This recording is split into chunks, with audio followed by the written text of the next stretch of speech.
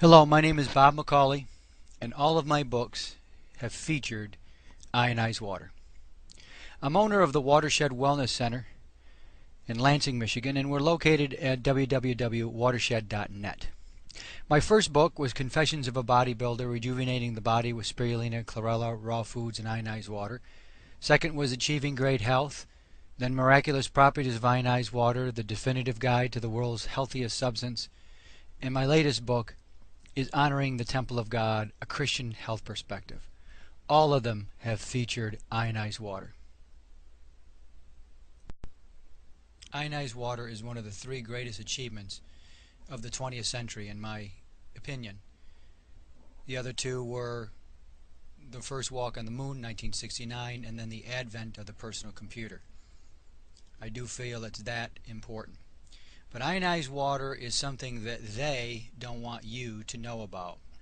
The question is, who are they? They are the debunkers of ionized water. They refer to ionized water as snake oil. They dismiss it and say that there's no serious scientific studies that have been done on ionized water. The truth is that studies have been done all over the world about ionized water, and in particular in Russia, where it was invented, in Japan, where it was first commercially developed. Who are the debunkers of ionized water? They're people that have never consumed ionized water. They've never examined it physically. They've never seen the extreme change in ORP, oxidation reduction potential, the charge in the water, or in the pH of the water. So I've always felt like a lone man standing on a mountaintop crying out into the wilderness about ionized water being the healthiest substance we can put into our body. Because there's nothing better than water for our body, and no better water than ionized water. So first let's look at the facts about water itself. The human body is approximately 70% water. There's nothing more important for our body than water itself. And I'm certainly not the only one to have come to this conclusion. There's Maurizio Emoto, there's Dr. McCauley, and Victor Schauberger, just to name a few. Maurizio Emoto was a Japanese researcher who demonstrated how water retains vibration. The vibrations of the substances we put into our bodies is of great importance, which is especially true of water. Victor Schauberger coined the term living water and demonstrated that water molecules have a structure to them that determines how they interact with other substances. Dr. McCauley, a medical doctor, showed us how important water is for every bodily function and how it is the most important thing we can possibly put into our bodies. And when it comes to ionized water, I'm not alone either.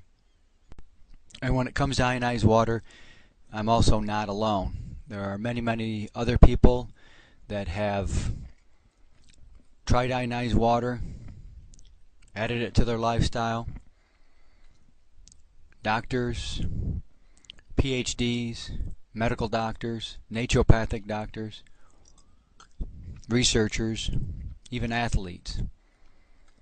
They've all tried it, and they all know how incredible it is.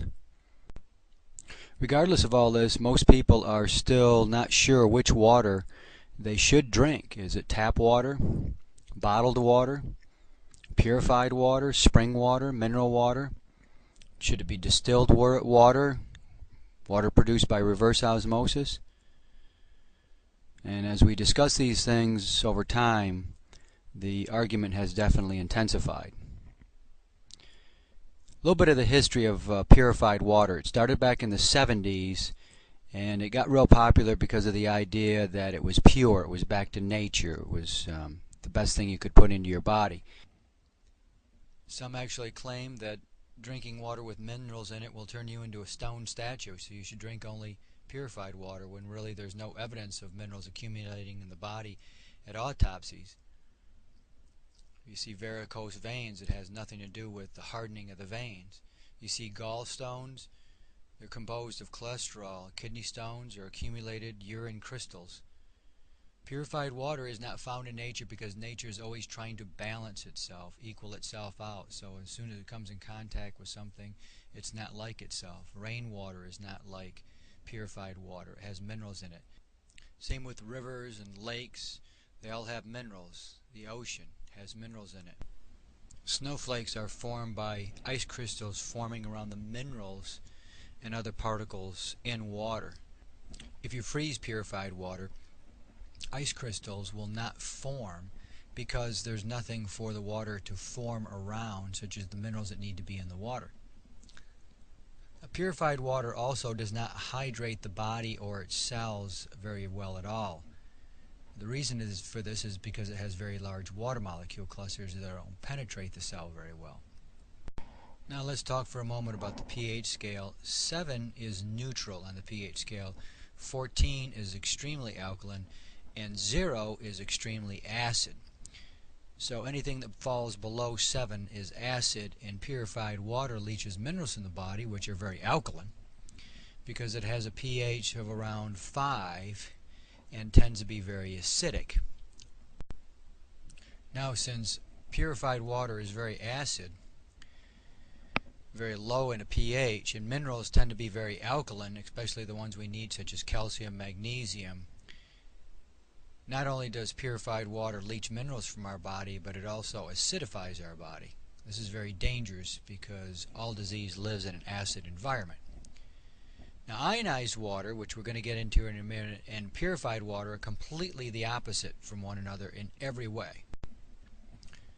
Ionized water is created by running normal tap water that's filtered through a filter in the water ionizer over positive negative electrodes and an anode and a cathode, which creates positive negative ions in the water, which are then separated through a membrane. So one side becomes very alkaline, the other side becomes very acidic. There are three main qualities of ionized water. It is a powerful antioxidant. It actually has two antioxidant qualities. It is extremely alkaline, helps raise the body pH. And since it has smaller water molecule clusters, it is extremely hydrating and very, very detoxifying.